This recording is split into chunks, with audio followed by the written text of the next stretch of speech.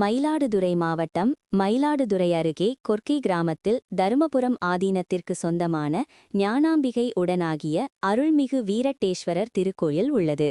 இங்கு சிவபெருமான் ஆழ்ந்த தியானத்தில் ஈடுபட்டு மோம நிலைக்கு சென்றதால் உலகம் வெப்பமாகி தகைத்தது. இதையுணர்ந்த தேவர்கள் முருகப்பெருமானிடம் முறையிட்டனர்.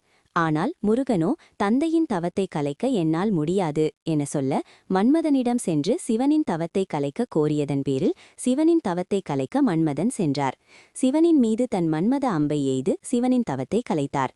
கடும் கோபம் கொண்ட சிவன் தன் தவத்தை கலைத்த மன்மதனை தன் நெற்றிக் கண்ணால் எரித்து சாம்பலாக்கினார்.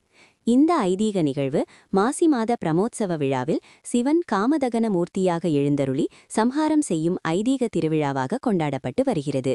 அந்த வகையில் விழா கடந்த 21ஆம் தேதி கொடியேற்றத்துடன் துவங்கி 5ஆம் நாள் விழாவாக இன்று மன்மதனை சிவன் தன் நெற்றிக் கண்ணால் எரிக்கும் காமதகன ஐதீக திருவிழா நடைபெற்றது. இதனை முன்னிட்டு கோயிலிலிருந்து பஞ்சமூர்த்திகளுடன் சிவன் காமதகன மூர்த்தியாக தேரடியில் எழுந்தருளினார். மலர்கனை தொடுத்து தவத்தை கலைத்த மன்மதனை சிவன் நெற்றிக் கண்ணால் எரிக்கும் நிகழ்வு நடைபெற்றது. பின்னர் மகா தீபாரதனை நடைபெற்று பஞ்சமூர்த்திகள் மன்மதனுடன் காமதகன மூர்த்தியாக சிவன் திருவீதியுலா காட்சி தந்தார். வீடுகள் தோறும் பொதுமக்கள் அர்ச்சனை தீபாரதனை செய்து வழிபாடு நடத்தினர். இதில் தர்மபுரம் திருநாவுக்கரசு தம்பிரான் சுவாமிகள் உள்ளிட்ட ஏராளமான பக்தர்கள் தரிசனம் செய்தனர்.